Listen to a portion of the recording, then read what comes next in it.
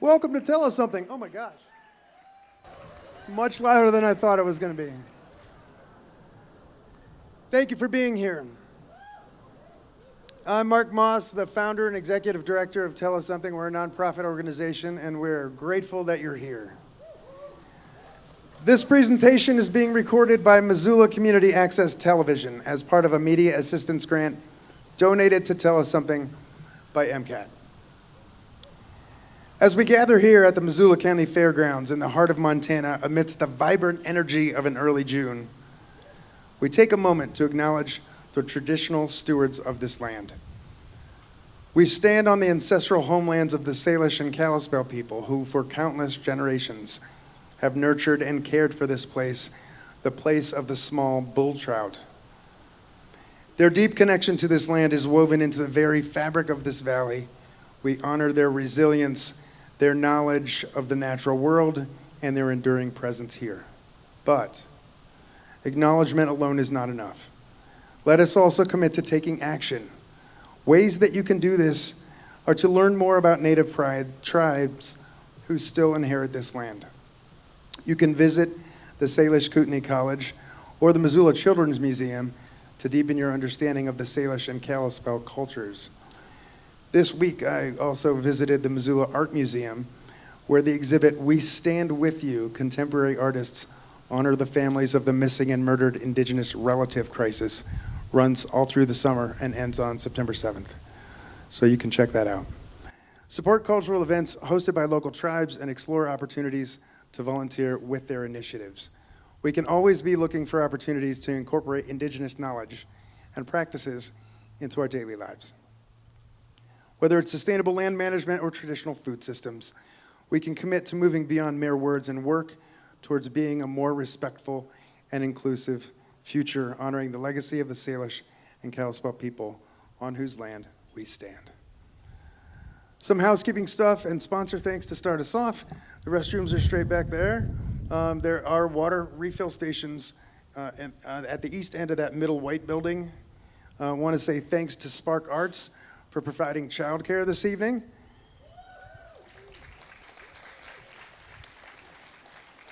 Remember this, that Tell Us Something stories sometimes have adult themes and storytellers sometimes use adult language. Thank you to our story sponsors, The Good Food Store and Bernice's Bakery. Thank you to our accessibility sponsor, Parkside Credit Union. And thanks to our artist sponsor, Golden Yoke Griddle. Thank you all for choosing to join us this evening. I know that you have many options regarding on how to spend your time and money, and I am grateful that you have chosen to be here tonight. Here's what you'll experience if you've never been to one of these events. We have 8 storytellers that have been selected from the Missoula community. Each of them have 10 minutes to tell a true story based on the theme of going home. Many of them are from the Pride community. We have a timekeeper who is going to, at 9 minutes, hit a little gong, and that doesn't mean get off the stage. That means you have a minute remaining. Can you give us a little bit of that? That's what that means. If the storyteller goes to 10 minutes, which is supposed to be their finish spot, we get another one that's a little louder.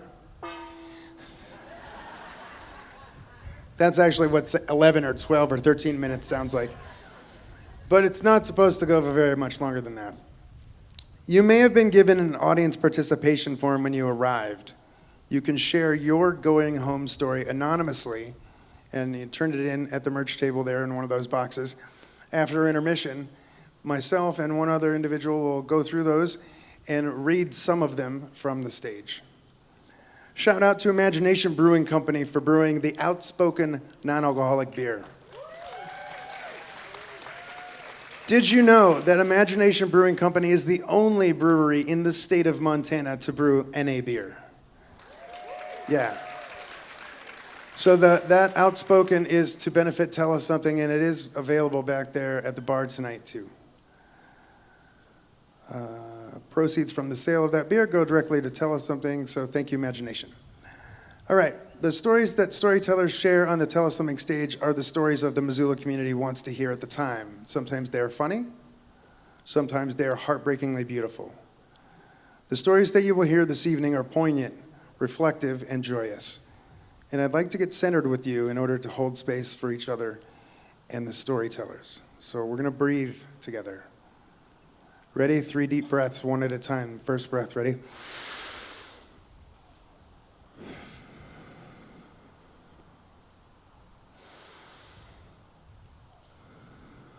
Now on that third breath, when you exhale, let's do it with a hum.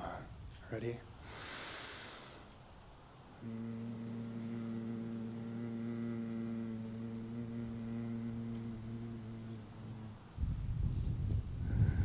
It is important to actively listen to one another, join together, and support one another by sharing stories. When we do this, we can better connect with our own individual stories, with each other, and with our community. This is your community. These are your stories. The stories you hear at each Tell Us Something are by and for members of our community.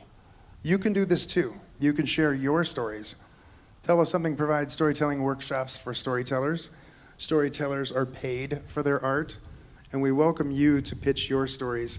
The next Tell Us Something live event is on September 18th, and the theme is Never Again. You can learn, yeah.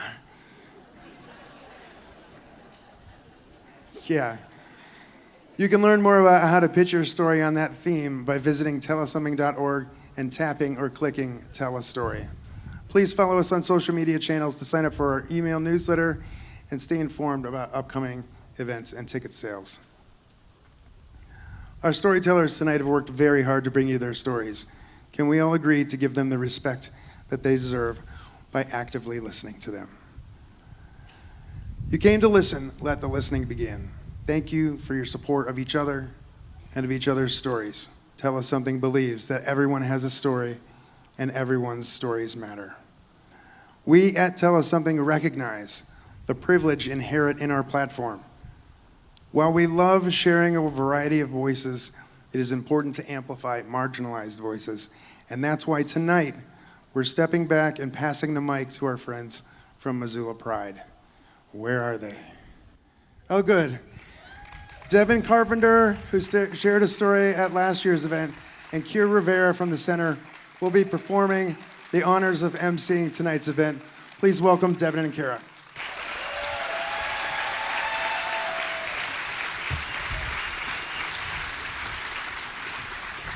Hello, thank you all for being here. Our first storyteller tonight is Kiki Hubbard. Kiki Hubbard graduated from the University of Montana's Environmental Studies program and now works remotely for the University of Wisconsin-Madison as an academic collaborator with the U.S. Department of Agriculture.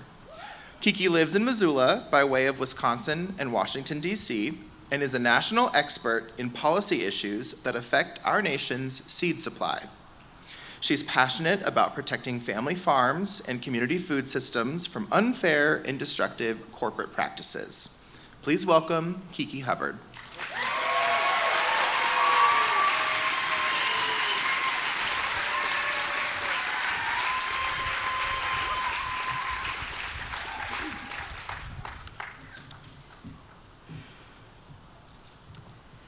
I'm on an airplane home from Europe with my mother and grandmother. To my left is my grandma, Francesca, who went by Frances, but who my family affectionately called Momo. I know she's next to me because I can sense her signature fidgeting. Momo was a constant worrier. It was as if anxiety propelled her through life, which kept her busy, I suppose, because she was always knitting, gardening, cooking, doing. And she moved at a rapid pace, regardless of what she was up to. For example, if you saw her doing her laps at the mall, you would quickly conclude that she was either racing someone or racing away from someone. This is a woman who never became a US citizen, despite being in the United States for over 50 years as an immigrant, because she was terrified of failing the exam. She was ashamed of making mistakes and having people learn about them. And I suppose at a deeper level, she was afraid of being told that she couldn't stay in this country. Now, standing no more than 5 feet tall, Momo was also one of the strongest people I have ever known. She chopped firewood with an axe well into her 80s. she would flip burning logs in the fireplace with her bare hands.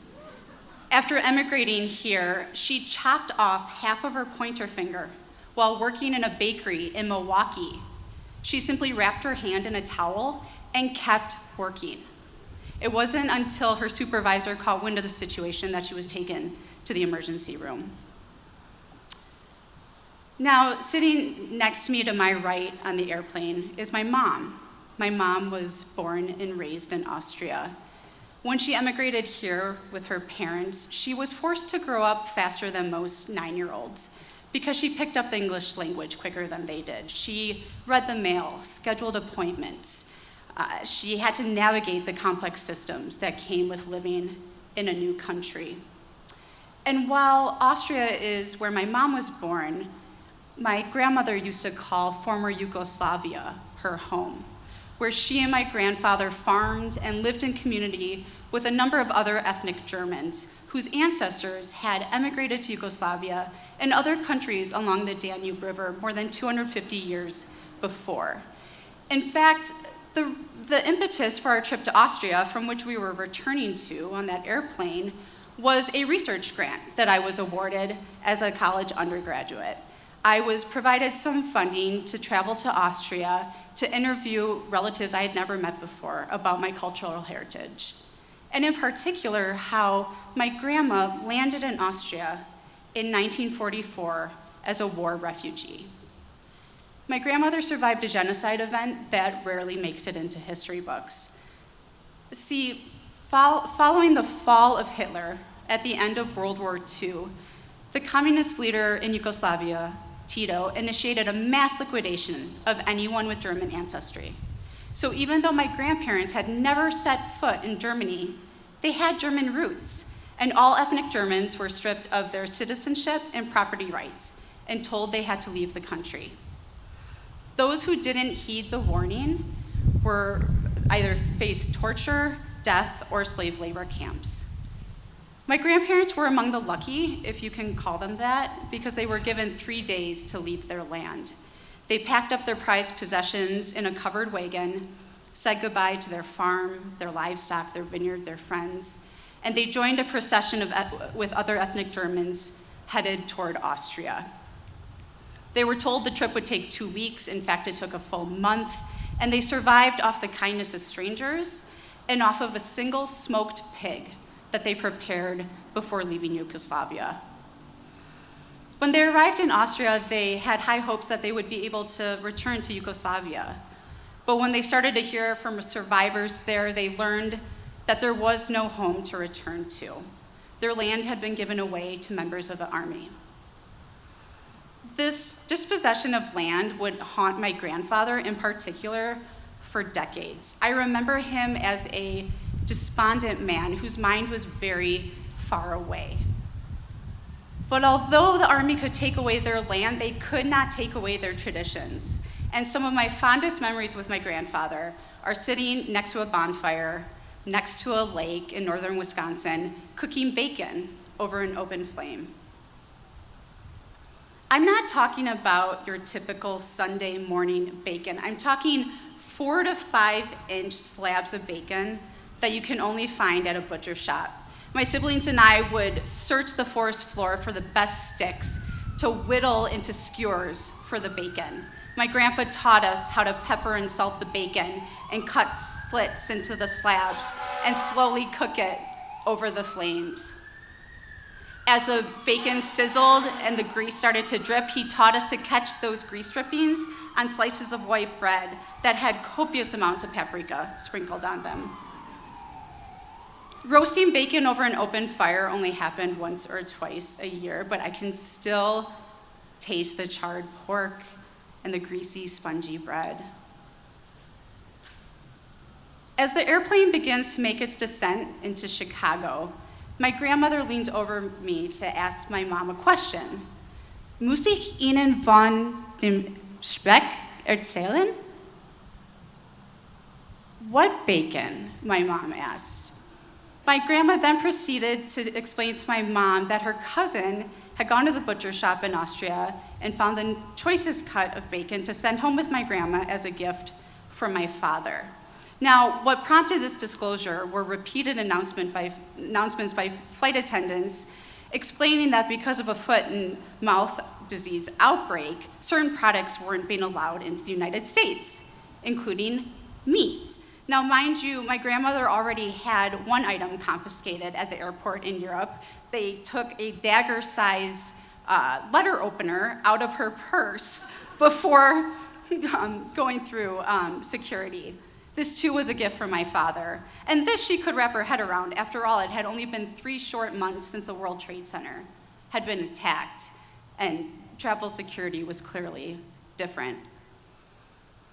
At some point, I should say, my mother must have conflated foot and mouth disease with mad cow disease, because I'm sitting in between them, hearing my grandma argue why she should be able to keep the bacon, asking why are the cows mad? And her cows were never mad because she treated them well, and after all, this pork is from a pig, so why should it matter? It shouldn't be confiscated.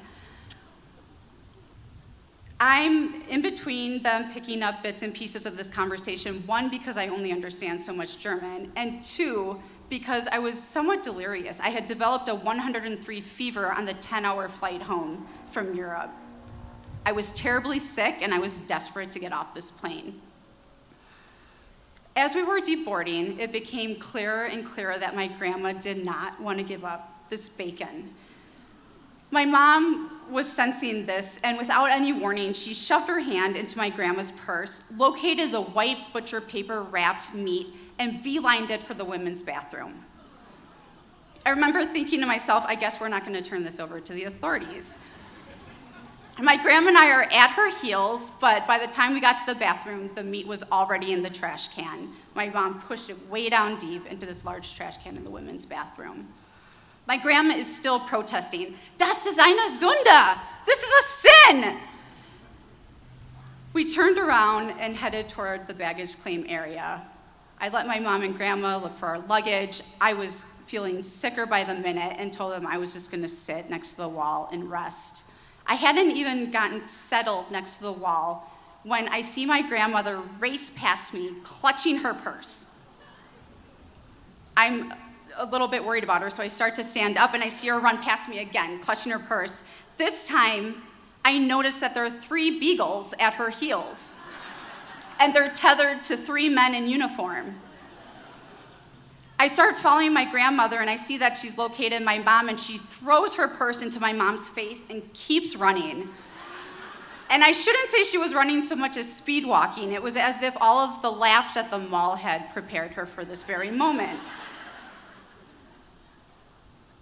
The 3 beagles stopped at my mom's feet, sat down, and just looked up at her. She's holding the purse, humiliated, and I walk over to my mom to help support her in these conversations. She's being interrogated by these 3 men in uniform. I was struck that the men were with the US Department of Agriculture, and they had guns.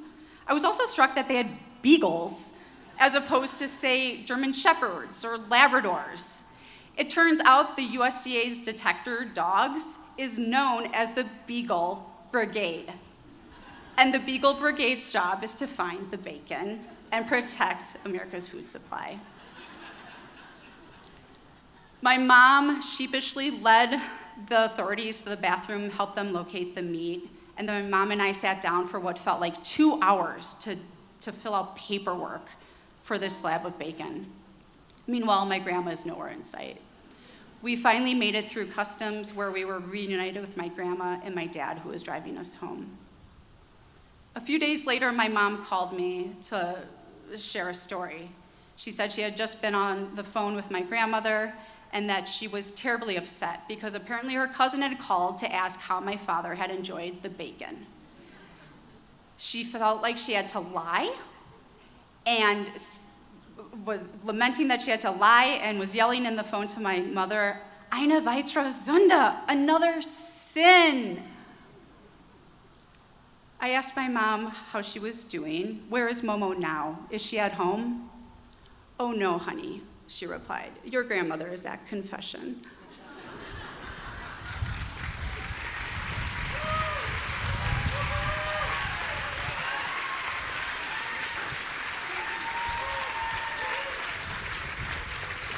Thank you, Kiki. That was a wonderful story. Next up, we have Adria Dwart. Adria Dwart is a Northern Cheyenne fiction writer and transgender two-spirit journalist based in Billings, Montana. Her writing has appeared in the Los Angeles Review of Books, Electric Literature, and Indian Country Today, among other publications. She is the executive director of the nonprofit Indigenous Transillians. Please welcome Adria Dwart.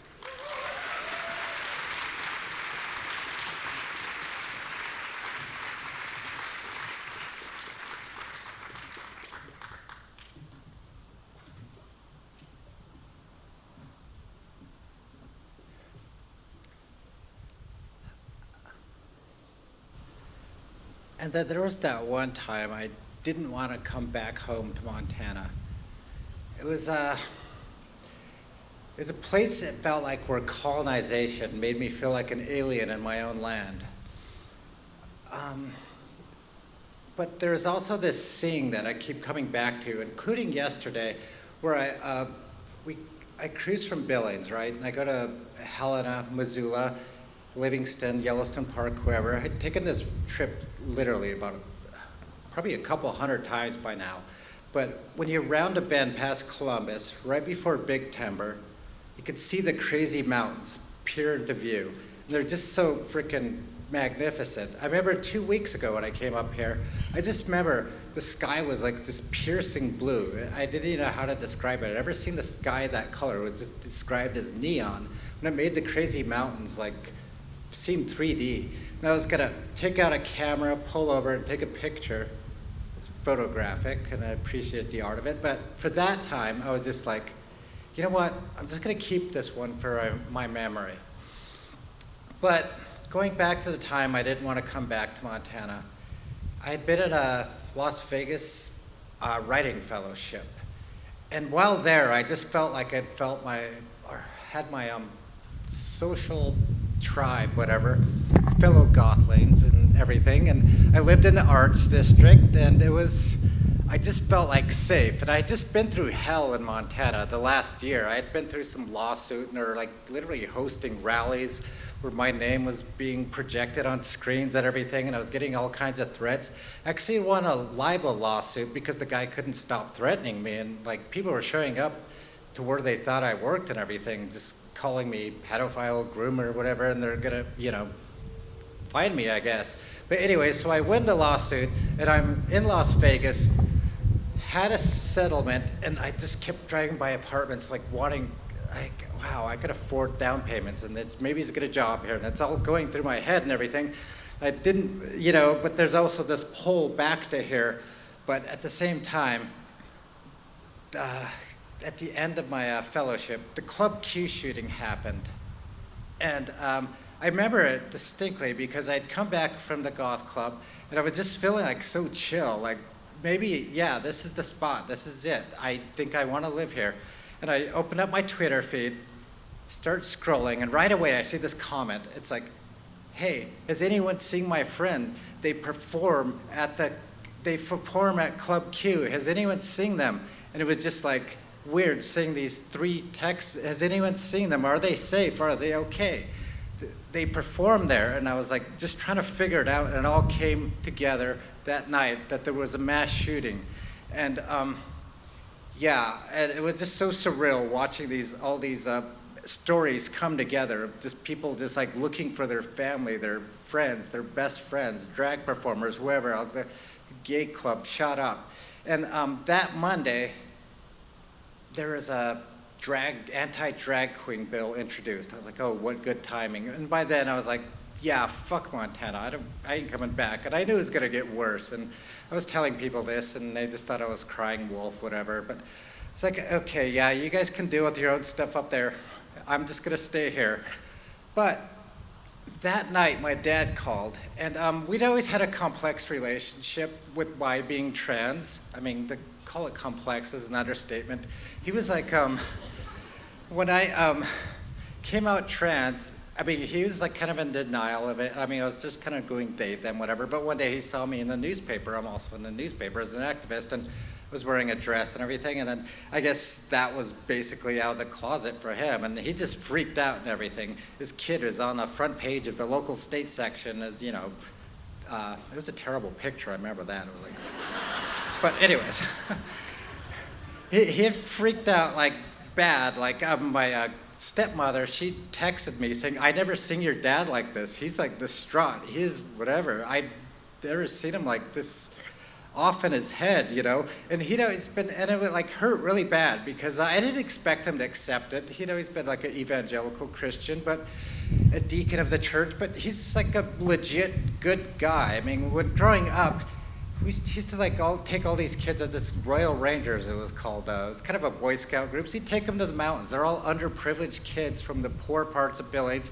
And they were just like, you know, he'd take about 10 of them in his Volkswagen van. And, you know, that was what he liked doing. He just liked being a good Christian guy, I guess. And yeah, I just really looked up to him. And there's like, he also like raised us, 3 of us boys, growing up basically as a single father lots of times because my mom, she would also go on, I would say drunk benders. And one time she left for about 8 months.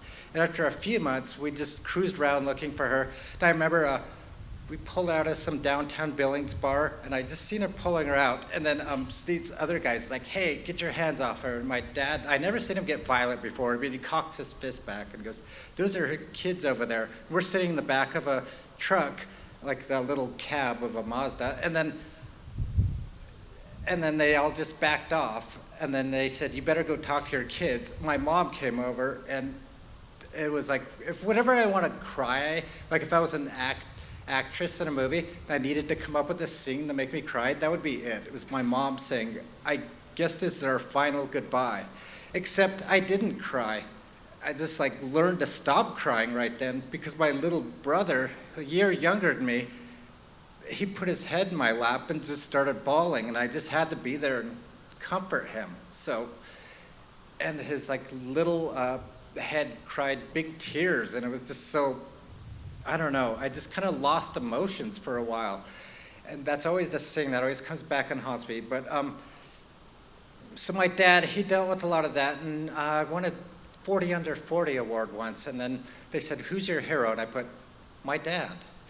And I put it and meant it. So for him to just totally freak out about my being trans was so, just made me very distraught. I think I already said that word, but anyways.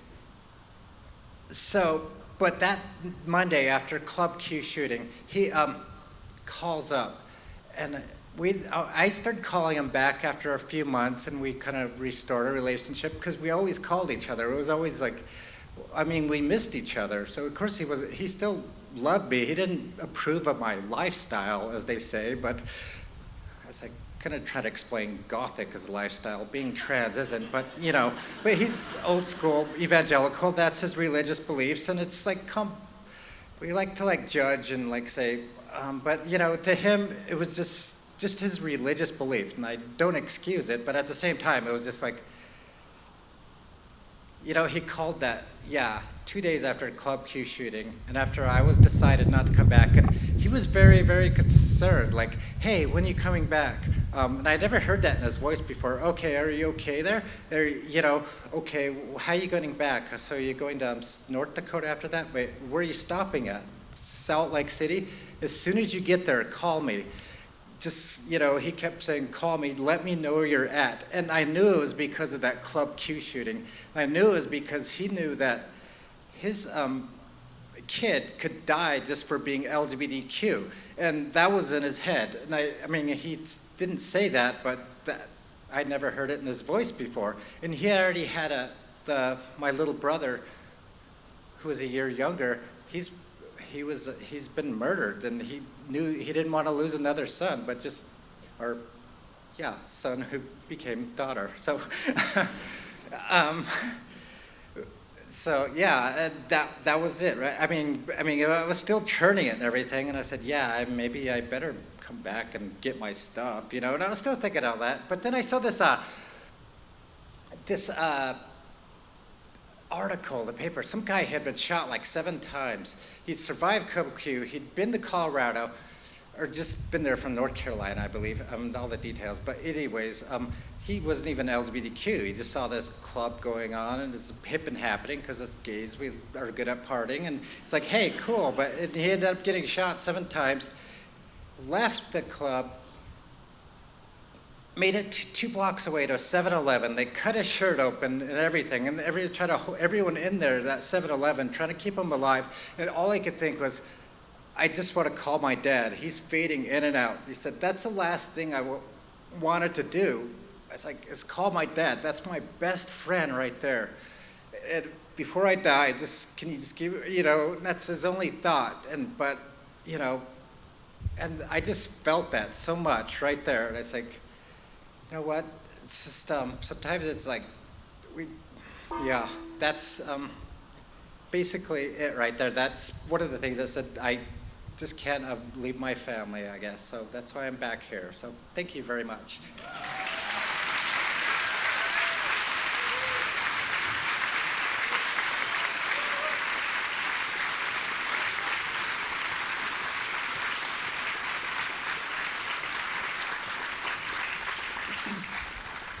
Thank you, Adria.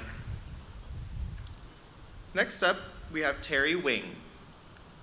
Terry Wing is a born and raised Montanan, the mother of 2 and a grandmother of 3 boys. Terry is a retired educator who loves dogs and other living things. She hasn't yet climbed tall mountains, run a marathon, or jumped out of a plane, though she says she may put those on her bucket list. Please welcome Terry Wing.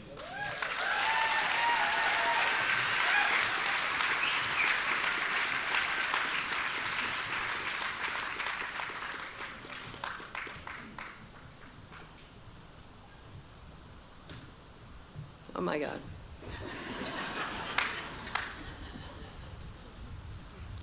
Okay, so I'm 18 years old, and I'm sitting on a train that's ready to leave Butte. This was before airplane travel was invented.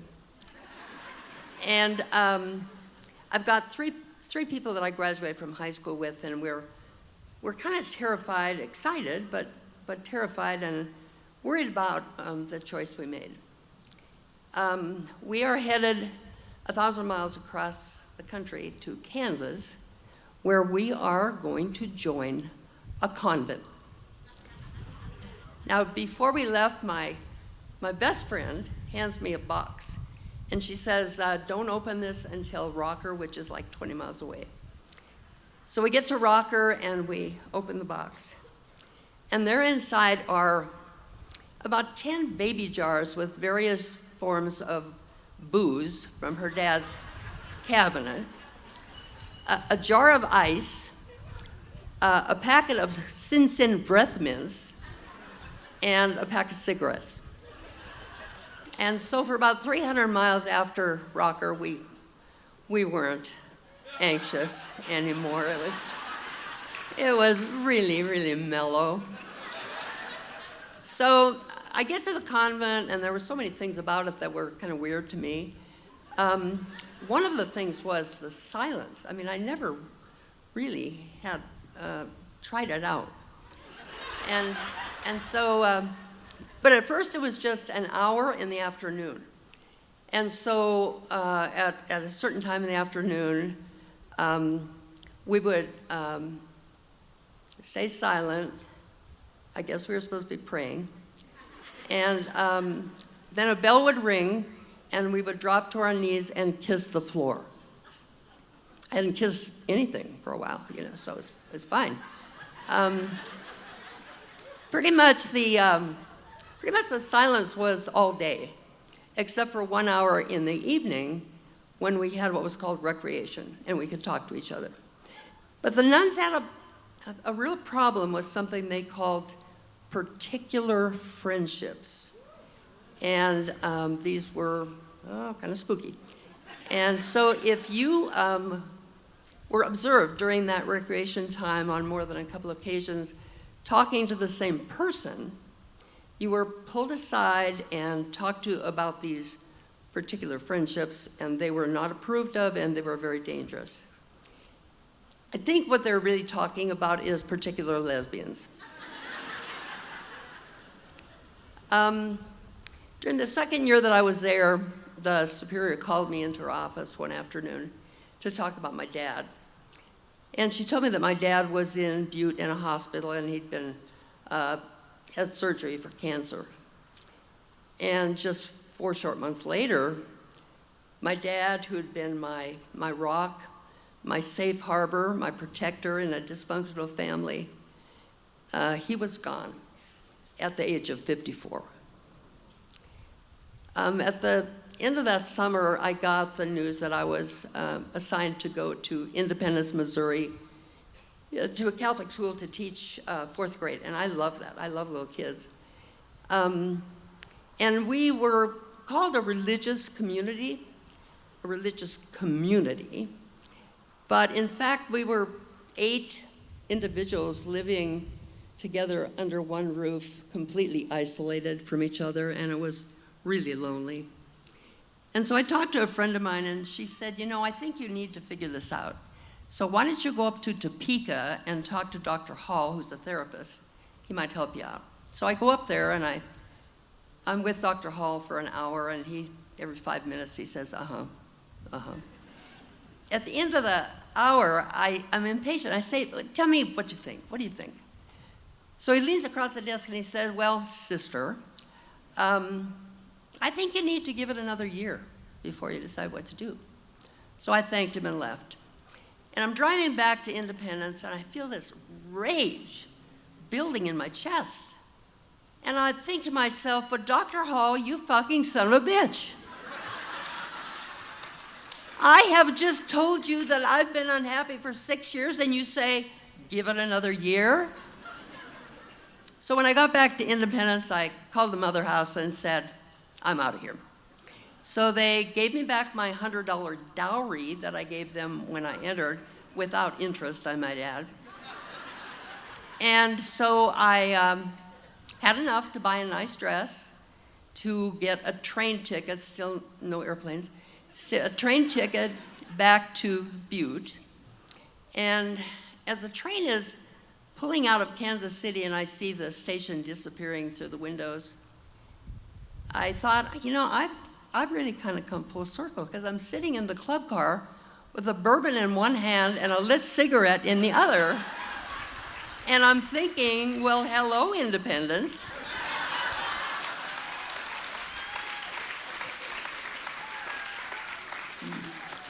As soon as I get to Butte and to my parents' house, as soon as I walked in the door, I knew this wasn't home anymore, because my dad wasn't there.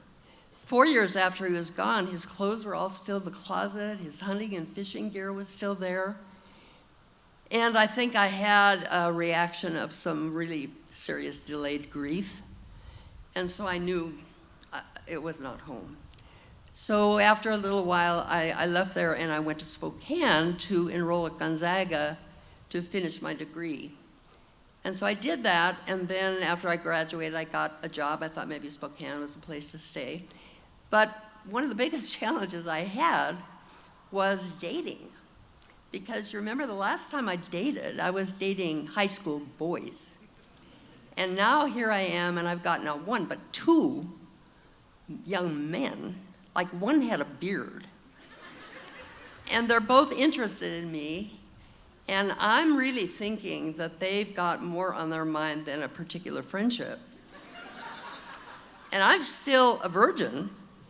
And so I was not interested in that. So I did what any mature, responsible 20-something would do. I backed up my Mustang convertible, my old car, put everything I owned in it, put the top down, and got the hell out of town.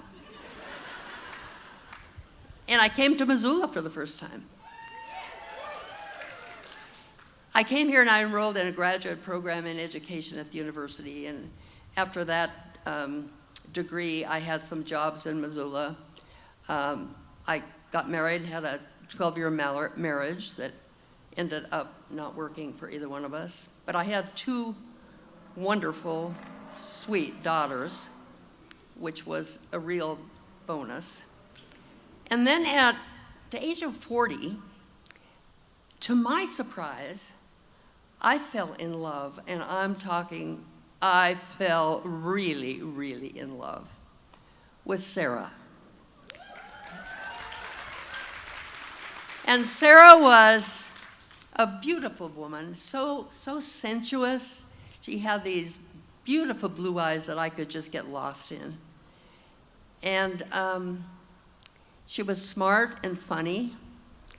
And at the time, though, I was the curriculum director for the Missoula School District. It was the 90s, pretty visible job. And I was really worried about how my living arrangement was going to impact my job. I was also really concerned about my girls, who at that time were in middle school. And in the 90s, there weren't that many kids who were open about having two moms or two dads. And so for 7 years with Sarah, I was in hiding, and actually I had my kids in hiding too. Initially, she was very patient with it all, but eventually she decided that she was living my life in hiding with me and not her life, because she had actually come out when she was in her 20s.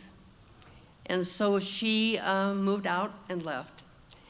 And I was thoroughly heartbroken, filled with pain of loss, with regret, with guilt.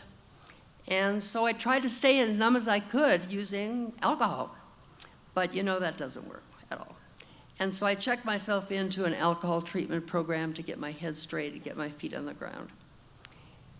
And it worked.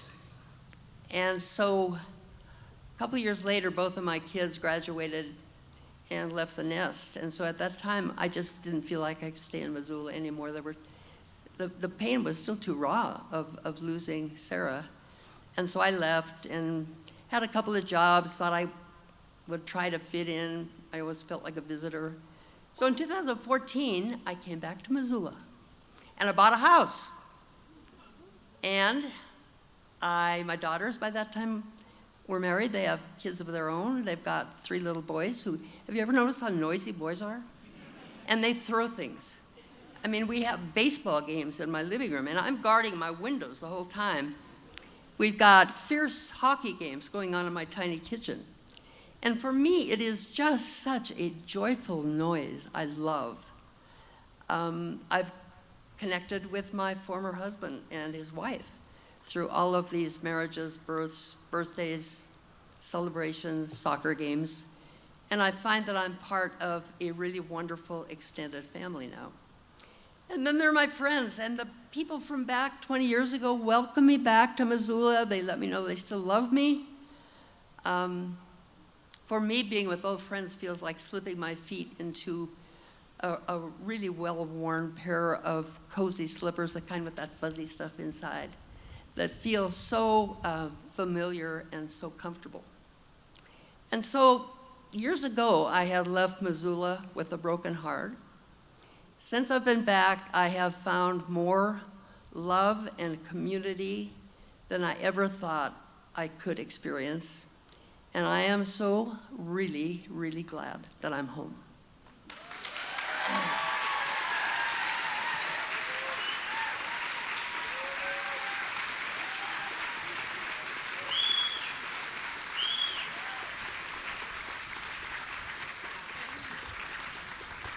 Thank you so much, Terry. Give it up for Terry one more time. That was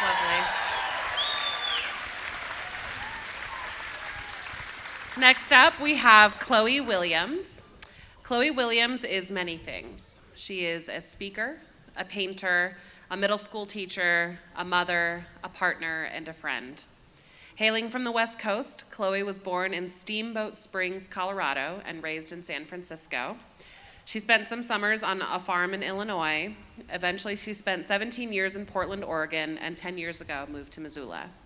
Chloe has lived approximately 40 different addresses in her life, though she really has lost count. Storytelling was passed down from her mom in the many long car rides of her childhood, and is her favorite thing her mother gave her. Only in the last few years has she been called to try storytelling herself, and it feels like something her spirit needs to do. So please welcome Chloe Williams.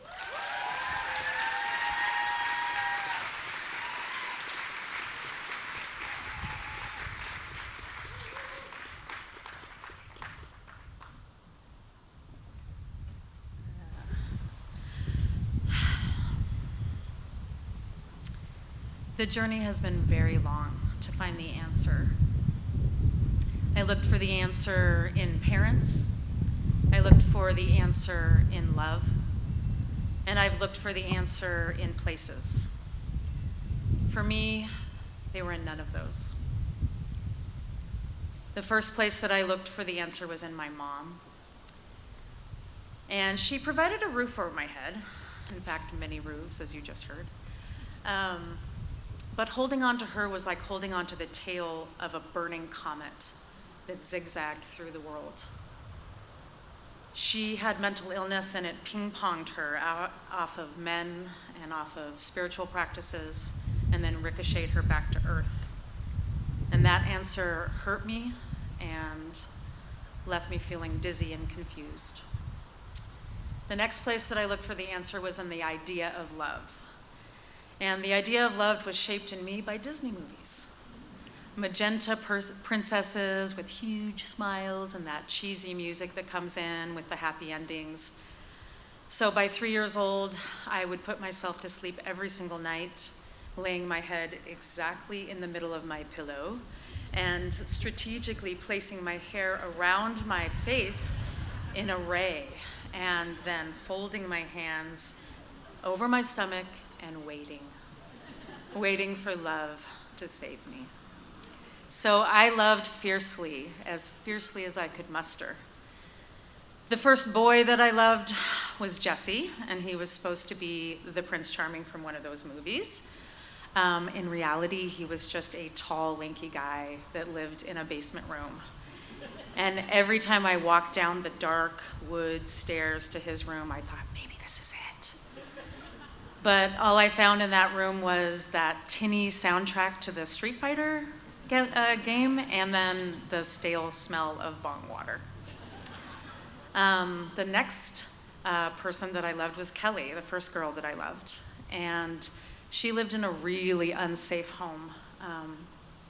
It was dangerous for her there. So we camped out in coffee shops in the Haight-Ashbury, and I would lean in to hear the poetry that she would write to me over the bangs and clangs of the espresso shots being pulled and that diesel drip smell of coffee that we could afford.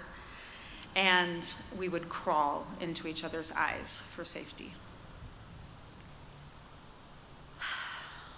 And then I got into college.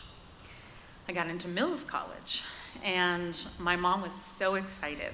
She was like, Chloe, it's so great that you got into an all-women's school because you won't be distracted at all. Little did she know that a month later I fell for a very cute butch girl. And that girl handed me a book that felt like the manual to who I was supposed to be. So the book was Stone Butch Blues. And so I wore the makeup and had the long hair and wore the heels, and it really seemed to make her happy. But the other women at Mills said things like lesbian until graduation, and made me feel like a trespasser in this world that I really wanted to belong to. So when that cute butch girl took me on a road trip to Portland, Oregon for the first time, singing the soundtrack to Rent at the top of her lungs the whole way, I thought, maybe it's a new city that's the answer. And so when I walked down Hawthorne Street in Portland, it felt like the green, beautiful trees that lined that street sort of just reached down and held me in an embrace. And I loved it there. The energy was exactly what I was looking for. It was the hub of the queer community. And I got a job right on Hawthorne Street, washing dishes at the Cup and Saucer Cafe, and I loved it. I washed those white plates, and the steam would rise up into my face, And I just got to watch all these beautiful women coming in and out of the cup. Spiky hair, cargo shorts, glinting eyes. And I remember a few shifts into my job there, I went home, went to the backyard, and shaved all my long blonde hair off. And looking into the mirror the first time at myself with a shaved head, it felt like my skin just like fit a little bit better. So I stayed on Hawthorne for a long time. In fact, one morning I remember working at the Cup, I was standing at the counter waiting for customers to come in, and the cook, who I'd been eyeing for a few weeks, Amanda, came up to do some inventory, and she always wore this cute little train engineer hat off to the side. And as she was standing next to me, I felt like my cells were like vibrating. And I wanted to connect. I wanted to reach out and say something, but I didn't have the script. The script was old. I didn't work anymore. So I looked around and tried for something. And I tried reverse psychology. And I said, "Not you again." And that coy smile that she shot me in that moment, I was like, settled a little bit more into my body. So I loved women on Hawthorne and in Portland for 8 years. There was drama, there were tears, there was joy, there was heartbreak. And I really sort of saw the first glimpse of my real self during that time. But something was missing. And I did not know what it was. I got to a point, though, that I thought, well, maybe I'll try the exact opposite. Maybe I need a dude's dude. Maybe I need a hard-drinking, hard-fighting dude's dude. And I found him. I found him in the Sandy Hut Dive Bar in Portland. And I walked in that night, and there was Crash, sitting at the bar, tattered motorcycle sweater, scarred knuckles. And I thought, he looks like he could keep me safe. But trying to make Crash my answer was kind of like trying to train a wild dog. I had to sort of ignore the frothing and the growling to really get that house training in. But I tried for another 8 years to domesticate Crash. And with a ring on my finger and a baby in my arms and a house that we bought, I couldn't ignore the scars that I got from that wildness. But I followed that wildness all the way to Montana. Well, it turns out that parents are not the answer, at least not for me. And I've had to let my mom go for her to just kind of still be homeless and moving around and dealing with her mental illness without me on her coattails. Turns out love is not the answer. Not when it's the kind of love that you have to sacrifice yourself for. And I had to let the wild dog go. Well, I wanted to let the wild dog go. And to be untamed and happy. And I love my half-wild son more every single day without losing myself. I actually took 6 years off of the idea of love because I really had to reframe the whole Disney version and create my own version of love. And I get to do that today with an amazing woman who I can really be myself in front of. We get to witness each other settling into our skin more each day. It turns out that cities and places, San Francisco, Portland, Missoula, they are just cities with empty houses and empty streets unless you know how to make a home. Well, I choose to make my home in Missoula. And I choose to make it in my queer skin, which fits me so well. It turns out that the rusty, screeching, slow turn to myself was actually my home. I had to look away from all the people and the places and the things. I am my answer. I am my home. And I'm going home to myself in front of you right now. And I will be going home to myself for the rest of my life. Thank you.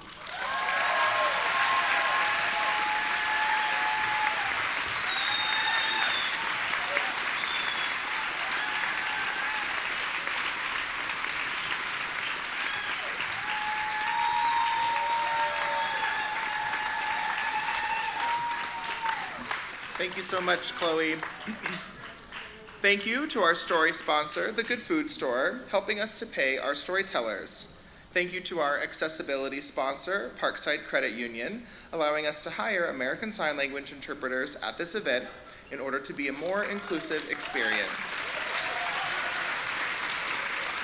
Thanks to our artist sponsor, Bernice's Bakery, who paid our artist, who, by the way, is amazing.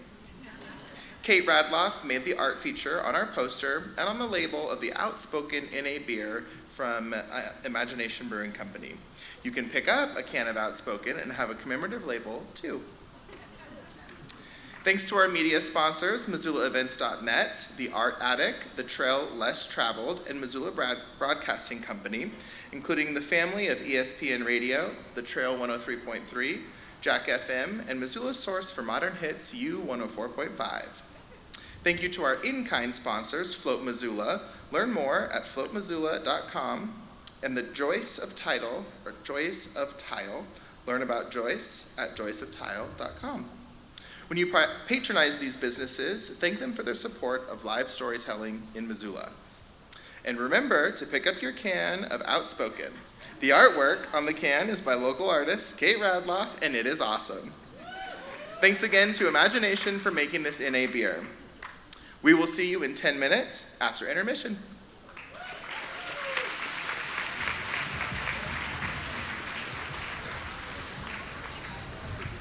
Okay, Are you ready? I'm ready. Welcome back, y'all. I'm here with Anvada. Anvada and I are going to do the audience participation piece, and then we'll bring back Devin and Kara. Because you're tired of listening to me already, I can tell. When I first moved to Montana 4 years ago, I bought a car in my home state of New Jersey and drove across the country, witnessing the glory of mountains and blackbird magpies gliding across the sky for the first time. In my first week, I got my car stuck in a ditch and had to be pulled out by some kind ranchers who couldn't stop making fun of me. I punctured my tire on a stray tree branch and learned how to herd cows, which was really just me running around, clapping and yelling, "Cow," over and over. I eventually became settled at the foot of the Mission Mountains, took 6-mile walks with my border collie every day, and took the kids I was nannying on adventures through thistle, cattails, and red-winged blackbirds trilling at me madly. After many years of being a nomad and jumping from basement floors to friends' couches to borrowed beds, I finally find somewhere I can plant my roots. I love you abundantly, Montana. Forever yours, Julian.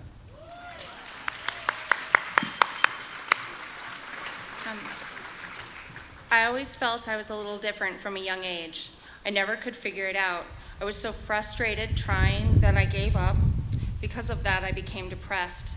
The main reason that I grew up with people that never just the same old people that said if you did not do this way, it was bad. Then I went to high school, many different things, so many different personalities, and I saw that it was okay to be different, so I started to try different things, and that was when I decided to come out as trans, non-binary. And after a little bit, I was so much happier when my friends repeated my pronouns and her name, and even now, I still smile when I hear my name.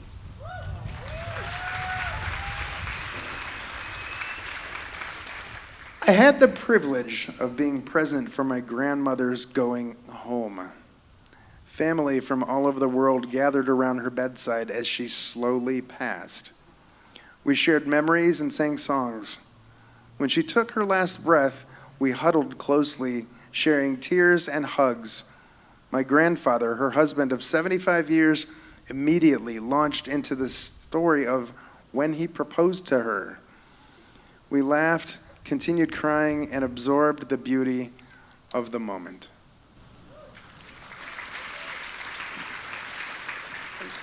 For over a year, my therapist told me, your only job in this world is to walk Becky home. I thought that would be years from now. I thought I had time with the love of my life, much more time, but she was tired and ill and told me she was ready to go. My love said yes. My heart said no. I need you here. 2 weeks later, she developed septicemia. She became comatose quickly. Commonly medical center, I listened to my request for her to be do not resuscitate, only comfort and love for 3 days, and I finally understood what walk Becky home meant. I was present with her, hid her in my arms while she left this world. My heart broke, but a promise kept. She went home.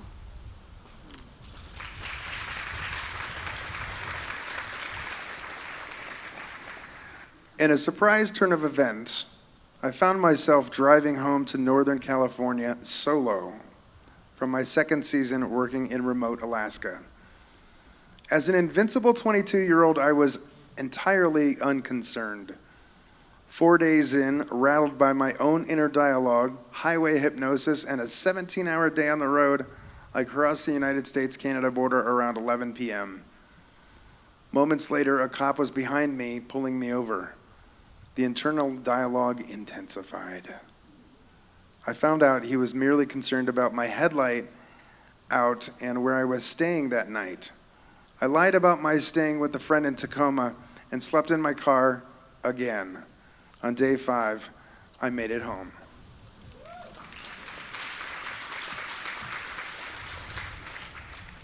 Home feels like an elusive, unattainable place.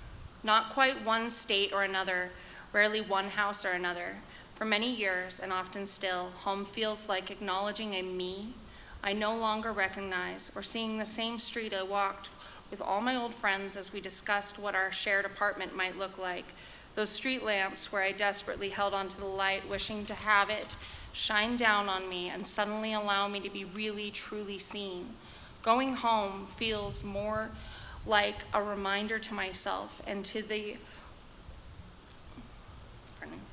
that always surrounds us in possibility and an appreciation for the ambivalence of home that is bound to us all.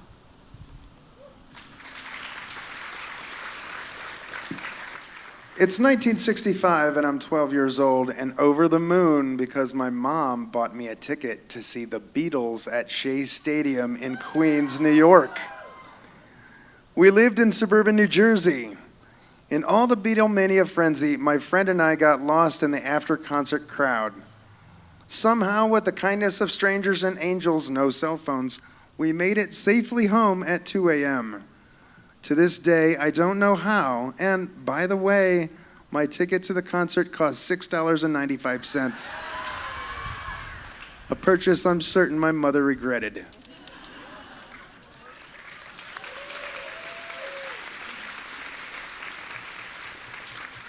Thank you all for being here. Thanks for listening to your stories.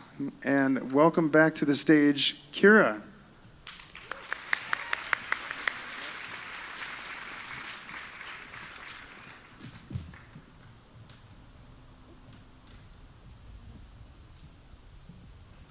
Hello, welcome back. I just want to thank really quickly, thanks to all our storytellers so far tonight, and thank you especially to our ASL interpreters, Bonnie Kurian and Denise May. And thank you for being here tonight.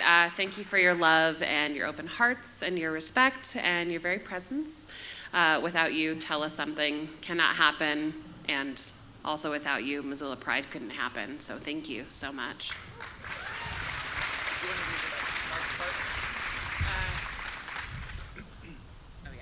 Please remember that our next event is September 18th at the George and Jane Dennison Theater. The theme is Never Again.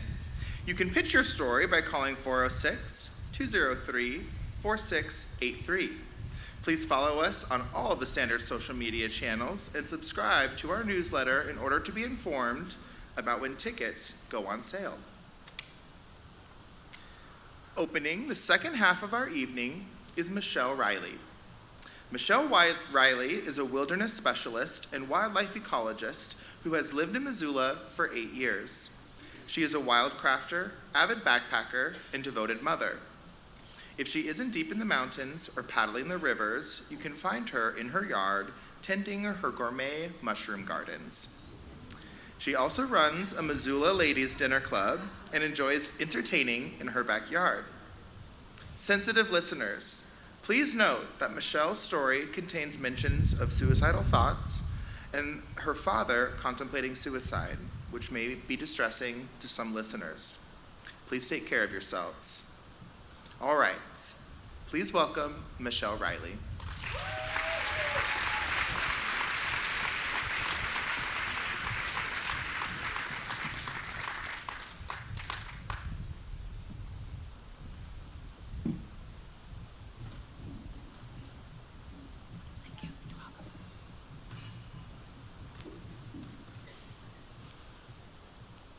I found myself homeless for the first time when I was in 10th grade. My sisters and I came home from school and our father's truck was parked there, but our father was never home this time of day, so we walked inside. Hello? Hello? No answer. We walked up the stairs and the door to my parents' bedroom was cracked, so we pushed it open. And my father was there, kneeling at the foot of his bed with all of his guns, a row of guns laid out neatly on his bed. My mom was gone. She left. See, I grew up in a small town in rural Appalachia, and my parents were young parents. My mother had 3 daughters by the time she was 21. So I guess by 35, she didn't want to be a mother anymore. And home became not so homey anymore. I started sleeping at friends' houses or sleeping in my car. Sometimes I didn't sleep at all because by 11th grade, I was working 3 or 4 jobs. I'd rotate between 2 after-school jobs, and then I'd go to work 3rd shift at a diner. And diners in Appalachia weren't the most wholesome place for a 16-year-old girl to be, so I dealt with far too many sexual propositions from older men there. I'd get off at 6 or 7, I'd go to school, shower in the locker room, and then I'd sleep either in homeroom or in my car. And I don't remember thinking about these things. It was like I was just on autopilot doing them. After high school, I started undergrad with the same unwavering, autopiloted schedule.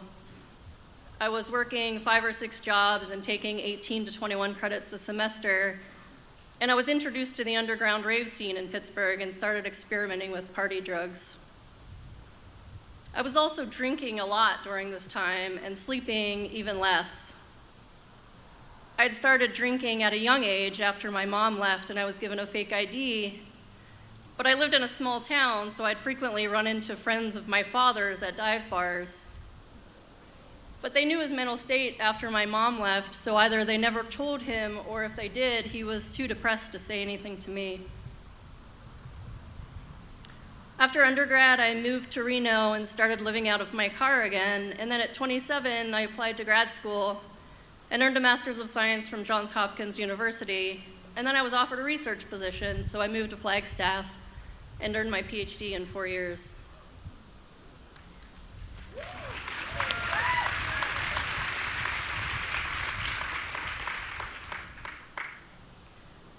Underneath the accomplishments and overcome struggles, I was completely empty and numb, still completely out of touch with any emotions and just doing all the things that I knew needed to get done, doing all the things I needed to do without feeling anything.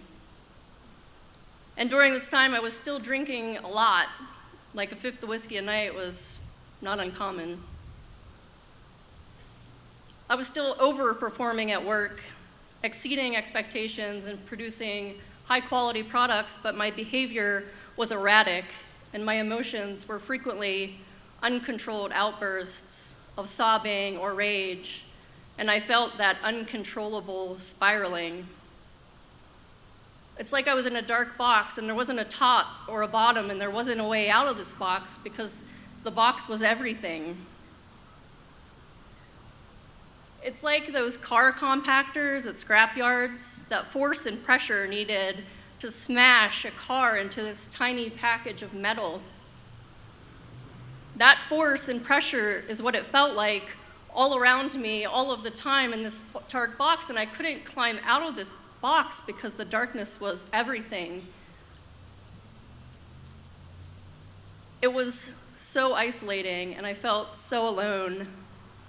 I became completely dysregulated, and at times suicidal, and really lost hope.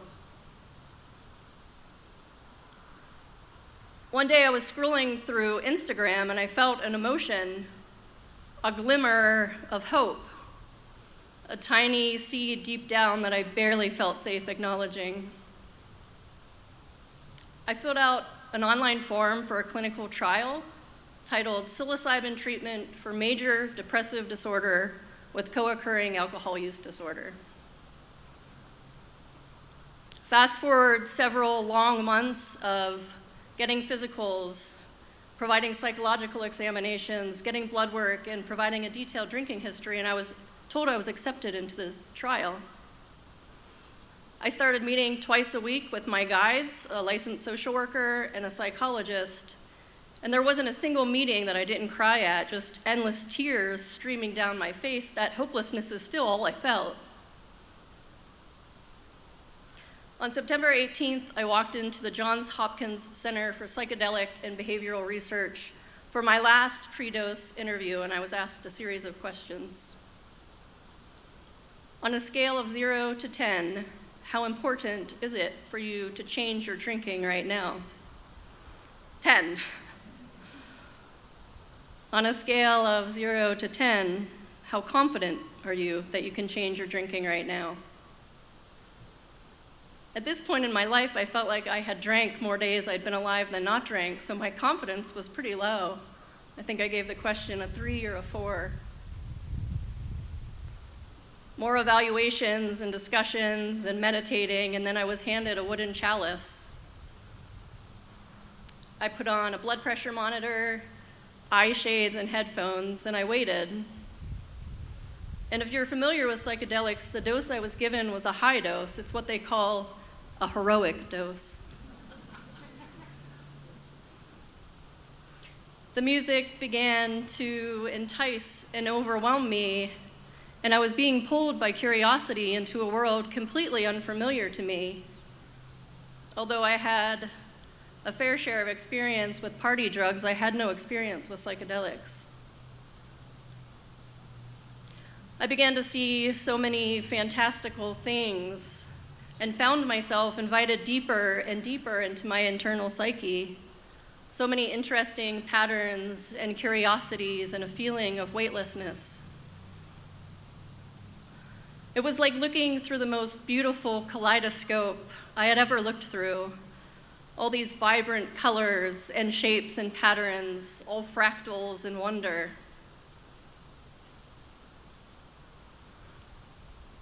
The texture of the music became the vibrant colors, and I could feel all these colors and patterns in a very intense way.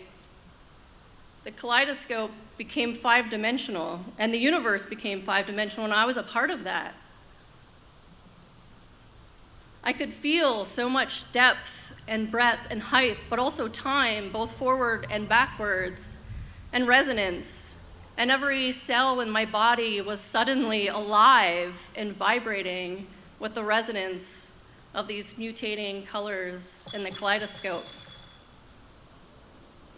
My body became warm and endless without boundary, and I felt so much openness, like an untethering, like the layers just being pulled off of me.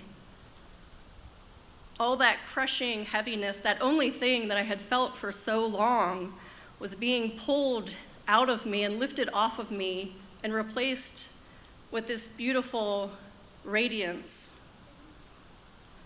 And this warm golden light was being poured into me and filling me. and spilling out around me into this beautiful reflective pool. At some point, I don't know the timeline, but I felt as though I was being embraced by the universe, and I felt a presence, and I felt this presence tell me or show me that I was not alone, that I was being held, always held, and that I was loved. And I saw darkness from my past in a new light, but I felt safe there. And I felt as though I was not alone, but I was being guided through this darkness. And fear was replaced with curiosity. I explored unending time and a continuum of life, and I felt more at home than I had ever felt in my entire life. The details of the experience are inexplicable. As often is said about life-changing psychedelic experiences, it was ineffable. I had one other treatment 3 months after my first, and I've not had the urge to numb reality through drinking since my first session.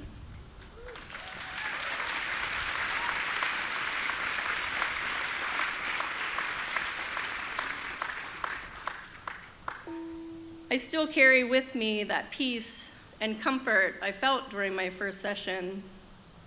And I'm learning a new sense of self filled with generosity and acceptance. And I'm so grateful that I found my way home to my self-worth. Thank you.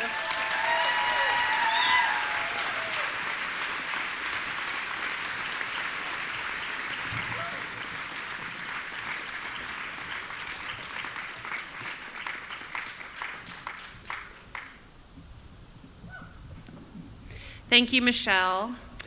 Next we have Adel Ben Baka. Adel Ben Baka is a 29-year-old French English teacher in Dijon, France. You must have heard of the mustard. That's written on the card. He teaches in high school, university, and for master's programs, amongst other activities. He loves meeting new people, traveling and discovering new cultures, going out with his friends and family. He is very thankful and excited for this first and unique opportunity. Please welcome Adel Ben Baka.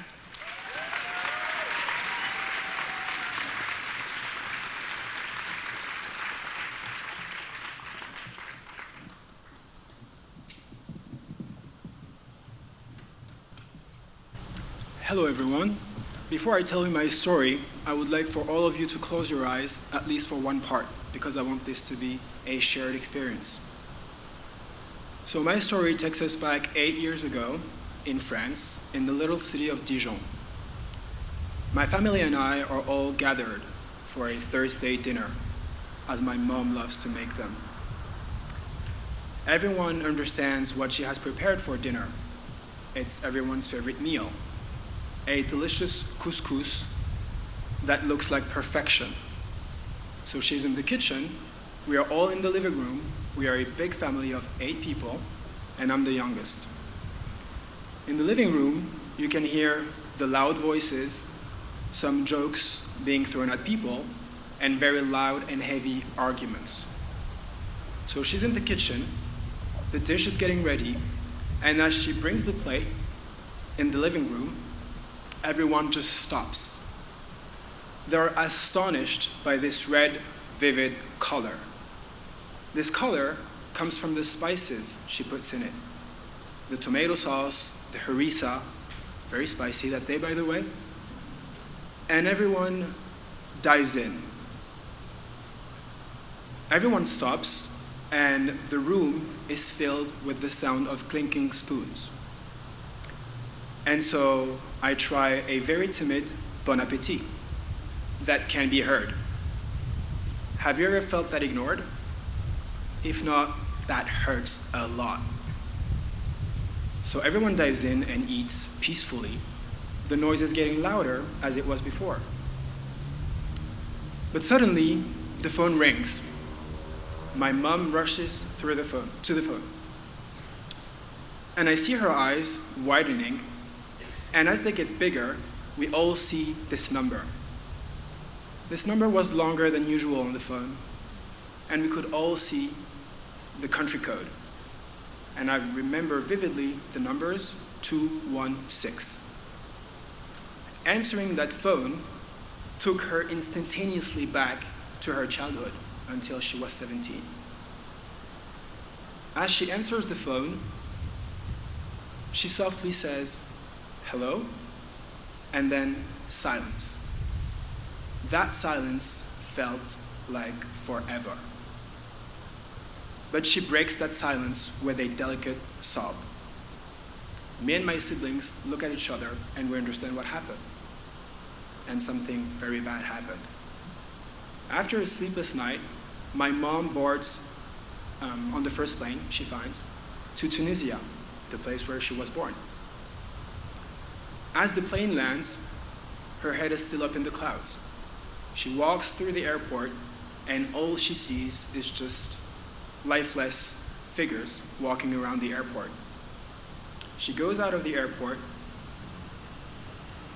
and then she hops into the first taxi and she is starting to get prepared to her 2-hour drive to take her to her hometown, a small village, now become a city, called Janduba. As she's on her way, she looks through the window and she notices that a lot of things have changed. The palm trees are higher, the buildings too, and the traffic is heavier, making the journey even longer. She finally gets there, knocks at the door, and suddenly the memories in her head start rushing as well, as if it was a race. Each memory wanted to be the one to be remembered, the first thing she would tell her sister, but eventually none of them won. The door opens and my mom sees her sister. Red eyes, still filled with water. Without a word, she's welcomed with a heartfelt hug and welcoming eyes filled with sympathy. Without saying anything, she follows her sister in a very dark room, and you can tell that the room was very dark because the only light you could see was the swaying of the curtains through the rare breeze. And then she enters, and she sees the lifeless body on a mattress. As she sees it, she can't help it but rush to the body. She holds her and hugs her tightly and kisses her repeatedly. Ummi, Ummi, meaning mom in Arabic. I'm here now, you're safe. After saying that, the only thing we could see is a tear that has been shed on my grandma's cheek. One of her siblings goes to the body and closes the eyes. And you may now open yours. The reason why I chose this story is because, like my mom, I'm the youngest of a family of 8. And I've always felt that it was hard to find my voice and to step up for my ideas. Because when you're young and you have a lot of big brothers, they would tell you what to think because you're too young.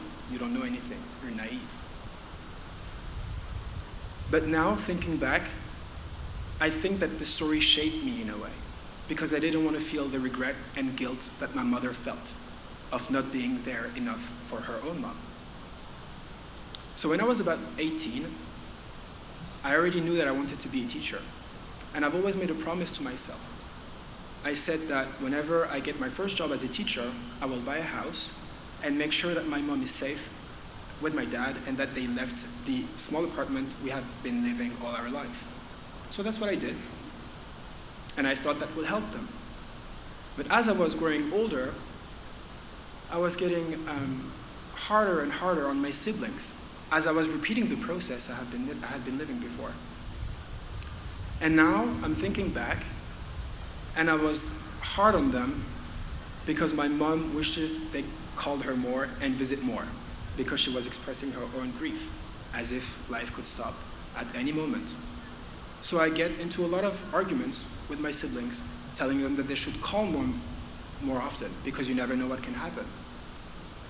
But now, I understand why I felt that, and most of all, why I shouldn't feel like that. Because today we're here to talk about home. And my vision of home changed. My siblings didn't call my parents that often because they now have a family. husband, wife, children. So this is now their home. But it doesn't mean that they love my mom any less. So what I do today to avoid that happening again is calling my mom anytime I can. And being here now, far away from home, only for a month, but still, I make sure that I call my mom every day because I have understood something very important. We tend to think of home as a building, something that has been built, something that protects you from the outside, a geographical space. But I have now understood that a home is actually not a geographical place. It could be a spiritual place. So now when I call her, I always make sure that even if we don't have much to say every day, that I get to hear every detail of her day.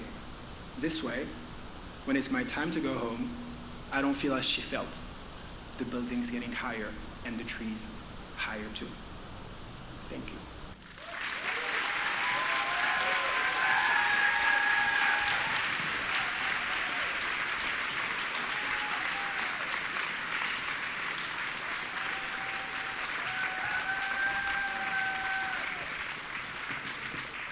Thank you very much. Next up, we have Zeke Cork. Zeke is a writer, train dispatcher, and board member of the Western Montana LGBTQ+ Community Center. He runs and hikes the local trails. He lives in Missoula with his wife and 2 rescue mutts. He loves tacos and trucker hats. Sensitive listeners, please note that Zeke's story contains mentions of suicidal ideations, which may be distressing for some listeners. As always, please take care of yourselves, and please welcome Zeke Cork.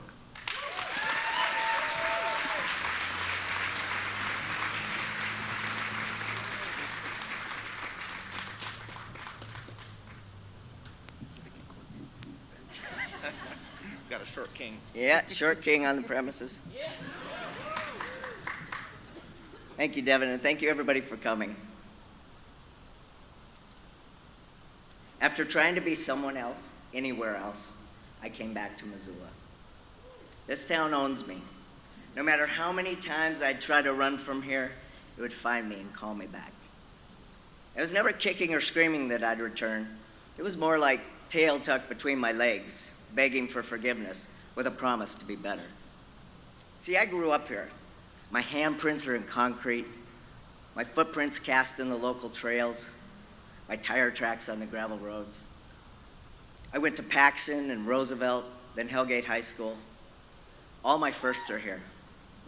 My first communion, my first kiss, my first awkward mechanics with sex, my first love, and my first heartbreak. I left my first boyfriend, who I wanted to be more than I desired, for a girl who would dump me in the pig barn right here at the county fair. So, surrounded by the smells of shit and cotton candy, I stumbled through the sounds of the Midway games and the blinking lights, where I'd run into friends who would tell me it was going to be okay. And then I'd meet a girl underneath the Ferris wheel, who I watched devour a candied apple with a passion I could only envy. And I swear she rolled her eyes at me, seeing the pathetic loser I was instead of the swaggering give-a-shit stud I tried to present. Now, my parents, they were educators, active members of the Democratic Party in St. Anthony's Parish, and they pushed me to become anything that I could imagine, at least until their marriage failed when I was a teenager. And trust me, it needed to end. But I lost my way. I didn't know who to be without them showing me. I think maybe later, when we're adults ourselves, we figure out that our parents were just people trying to find their own way. But I followed my father to Portland. I blamed my aimlessness on him, and I wanted him to fix it. That was a disaster. My once perfect father was consumed with finding his own lost youth, and he was really nothing more than Peter Pan chasing after his shadow. So I came back to Missoula, trying to find the promise that others had seen in me, and I enrolled at the university.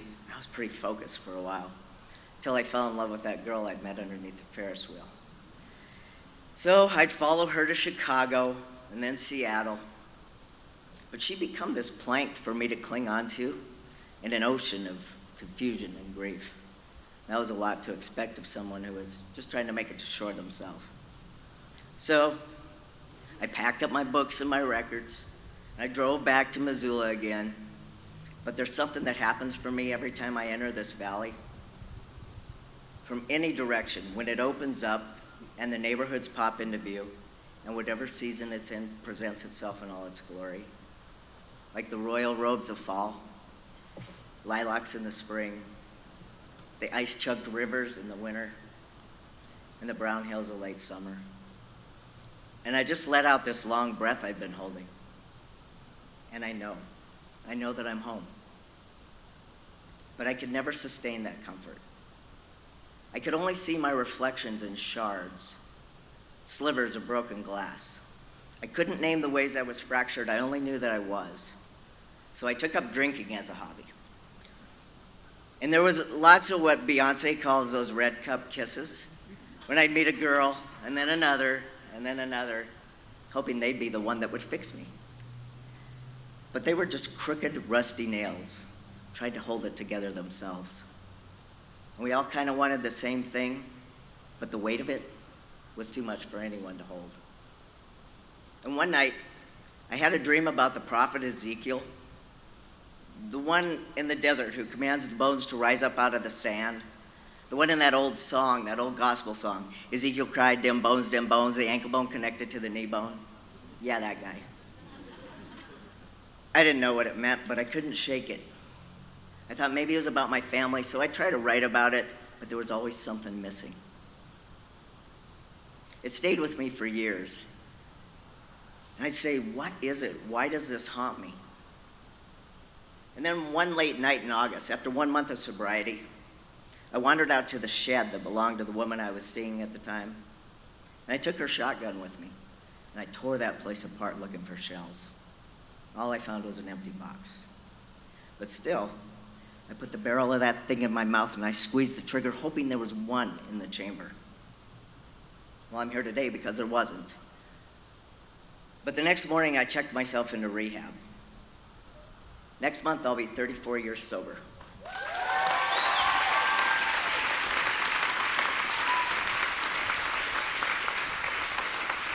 But back then, I had to just try to make it through each day.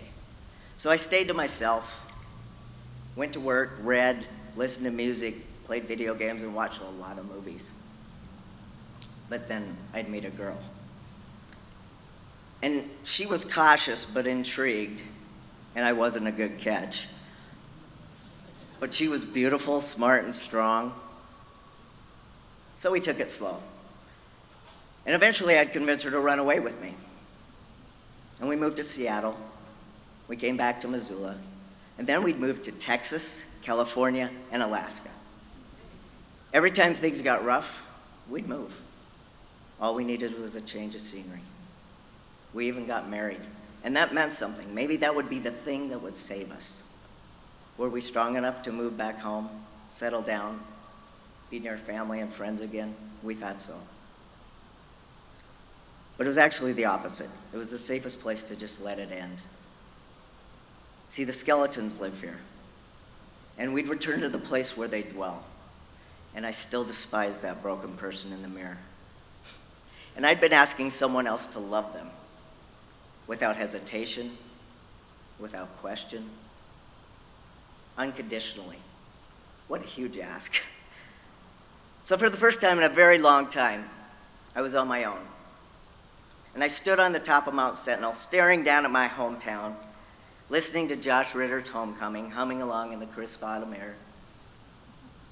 And I let the past roll in. And it was there that I understood what the dream meant. See, I'd left here countless times as a lost girl, someone's daughter, sister, a wife, only to return to become something akin to the prodigal son. And it probably would have been a lot easier for me to become myself in a place where no one knew my story. But instead, I asked people who had known me most of their lives to call me by a new name and address me as the man I'd always been, but repeatedly denied.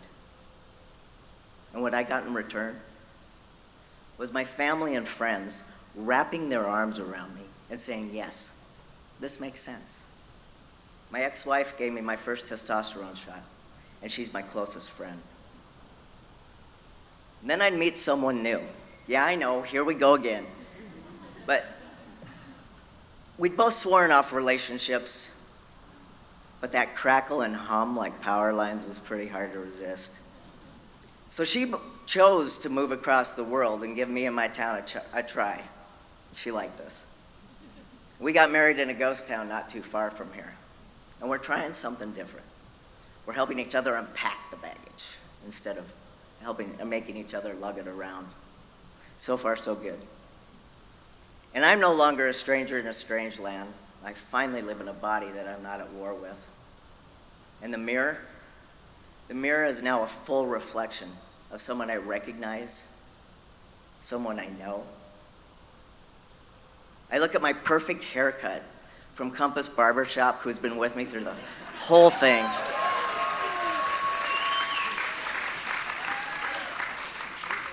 And I'll run a razor down my neckline, and I'll watch my shoulders broaden and my hips narrow. And I see my parents, both of them, looking back at me. My mother, who's 84, still alive and well, and my father, who's passed, but both of them staring back at their son, proud of the man he's becoming. And I have a tattoo on my chest, a line I borrowed from Florence Welch that says, "I'll show you what it means to be spared." I landed in a safe space, nestled between these foothills and held by this community. The place where Zeke, rose out of a desert of despair and became whole.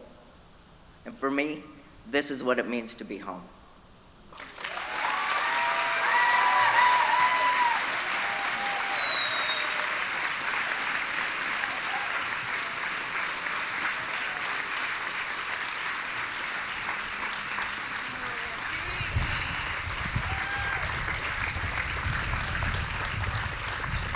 Thank you, Zeke. Next up, we have Ashley Brittner Wells. Ashley is from East Missoula, Montana. She is a business owner, public servant, and cackler. She is best known as Mel's wife. She is a lifelong women's sports fan. Please welcome Ashley Brittner Wells.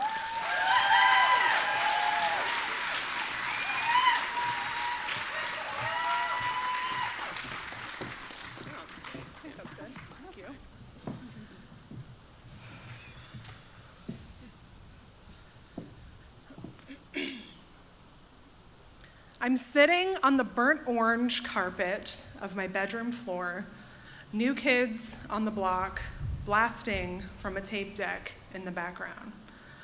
Oh, oh, oh, oh, oh, oh.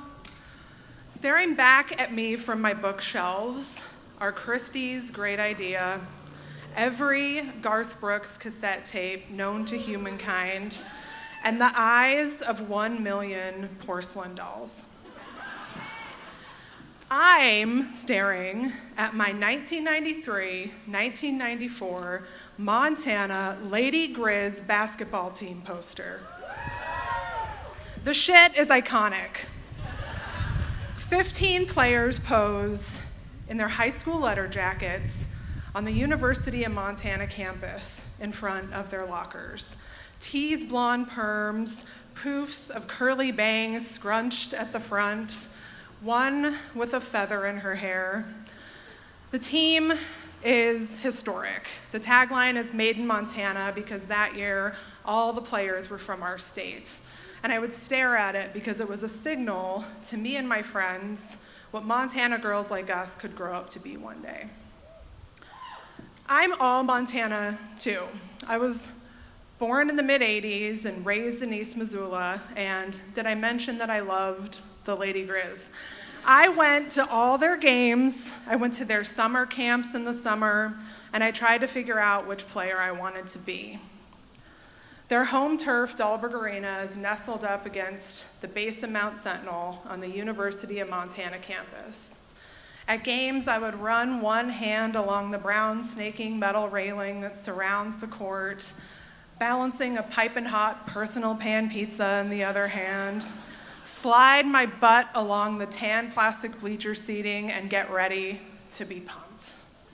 At the opening chords of Pump Up the Jam, I would scream, and the players ran out to raucous applause from a full house decked out in copper and gold. The games were the coolest thing you could do in town, and it was like my posters had come to life. The players were like my celebrities: Shannon Kate, Skyla Cisco, Malia Kipp. The coolest thing you could do in town was go to the games, and I desperately wanted to be cool. So I went.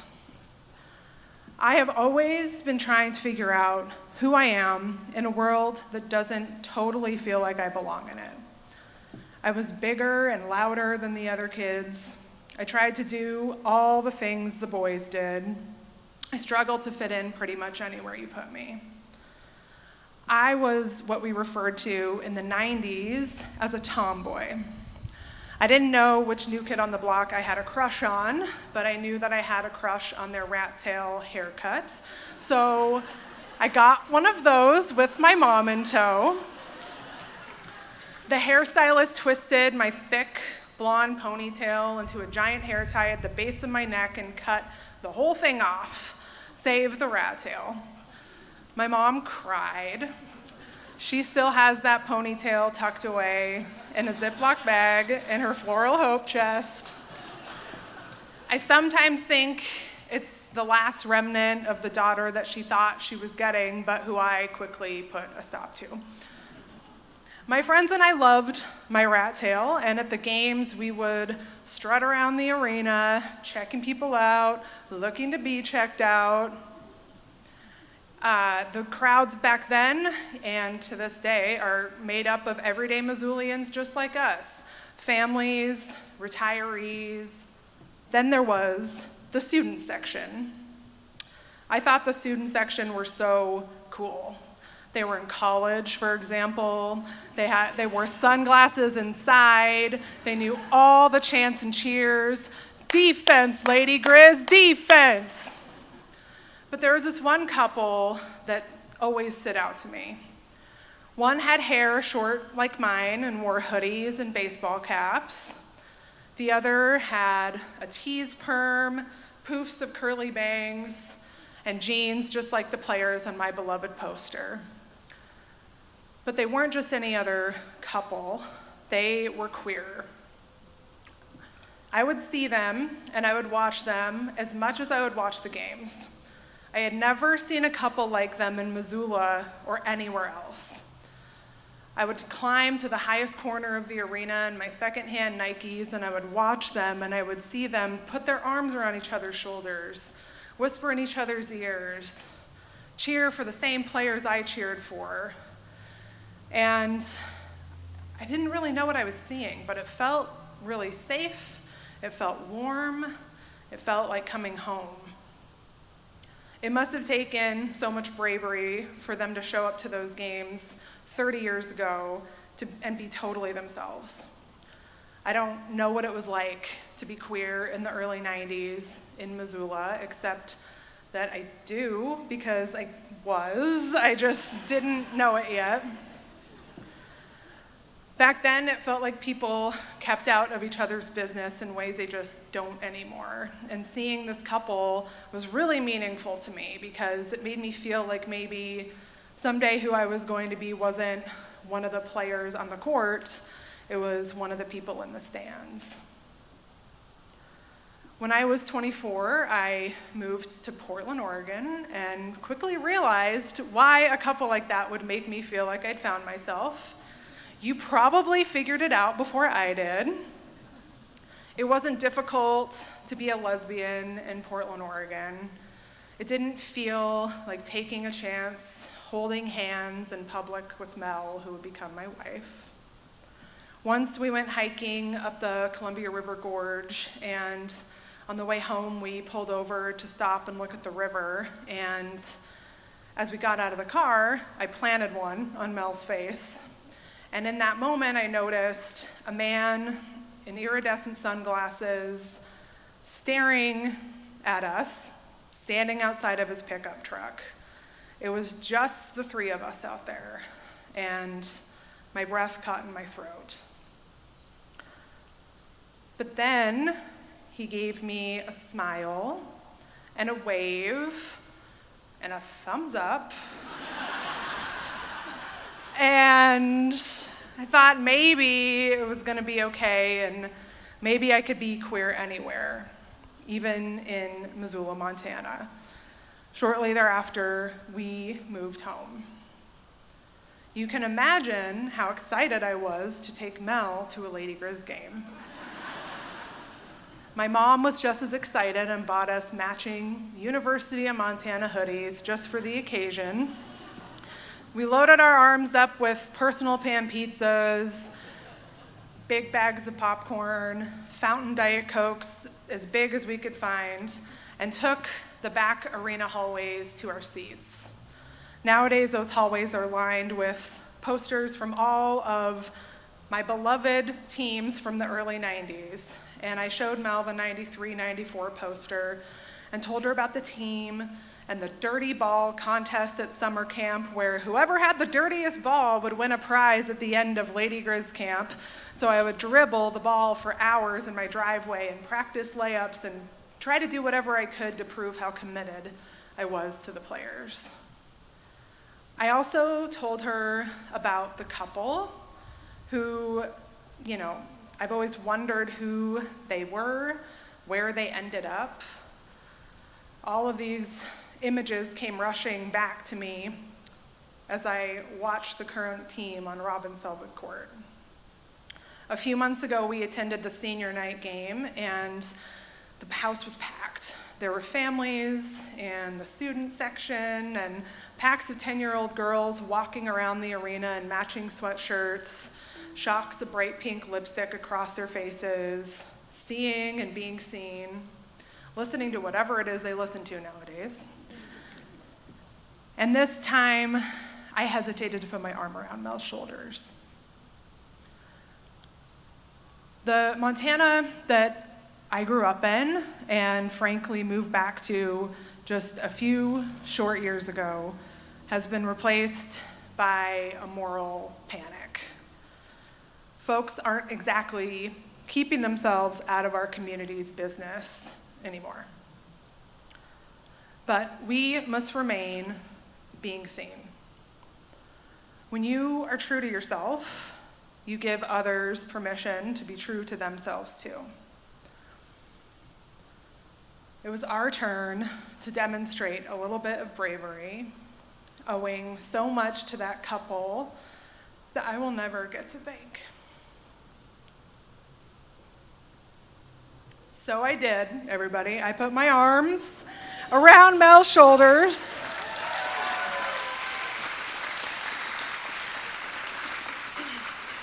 Because she is my love, and those arena seats are my home, where we get to be exactly who we are and who I always have been.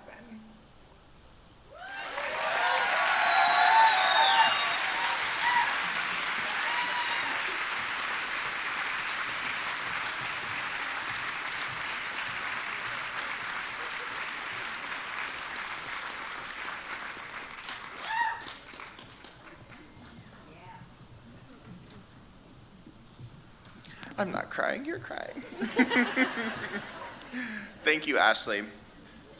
A big thanks to all of you for coming out and supporting live storytelling here in Missoula. Huge thanks again to our ASL interpreters, Bonnie Kurian and Denise May.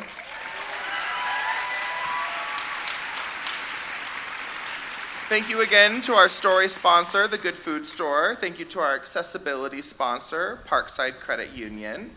Thanks to our media sponsors, MissoulaEvents.net, The Art Attic, The Trail Less Traveled, and Missoula Broadcasting Company.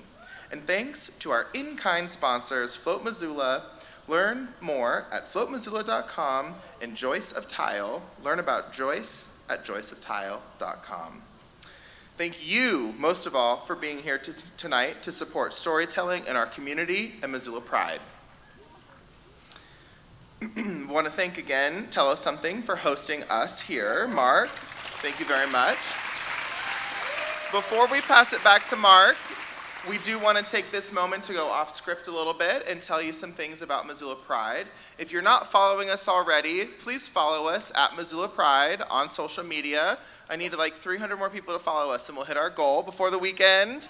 That's also where you can find all of the more than 40 events that we have coming up, this being one of the first ones through the whole rest of the weekend. We're still selling tickets to events on Thursday, the Paddleheads baseball game, Revival Comedy at the ZAC. We've got Pansy Craze Burlesque on Friday at the ZAC. We also still have tickets to both drag brunch seatings on Sunday, as well as a ton of other things that are free to people and open to those of all ages. That has been one of our goals from the beginning, is to create spaces where people can come without any barriers. Kara, do you want to tell us a little bit about what the center does? I sure do. The center is the umbrella, I guess, of Missoula Pride currently, and the center is a safe and affirming place for all members of the LGBT+ community and folks with any and all gender identity expressions. We just moved into our new home. We had our ribbon cutting on June 1st. Thank you. It's been getting remodeled over the last 6 months. I'm exhausted, but it looks really good. So please stop by the center anytime. Our doors are open. We have all sorts of amazing programs to offer to the community groups that meet regularly, as well as a produce program for anyone in need. Usually Wednesdays through Fridays we offer that. We also have a free clothing closet where every resource in it is available to any person in need. So please stop by anytime. Also, you saw the line back there. You were in that line. Can we give a round of applause for Bamboo Bar? Pat, Alec, Tanya, thank you so much. Thank you to all of the volunteers here tonight as well as those of you who are volunteering at events all weekend. We could not do this without the community. Thanks again for having us here at Tell Us Something. This is our second year, and we have so much fun with this. And with that, we'll hand it back over to Mark. And the last thing, the raffle. I swear this isn't rigged, but the winner of the raffle is Callie Felstedt. Also, some people lost their keys and debit card. Stephanie Wing. I'll be over here. Thanks. That stage is too small to do a curtain call. So, thank you to Devin and Kira for being such amazing hosts tonight. And storytellers, can you come on back up? Thank you to Kiki Hubbard, Adria Dwart, Terry King, Chloe Williams. Yeah, come on. Michelle Riley, Adele Benbacha, Zeke Cork, and Ashley Brittner Wells.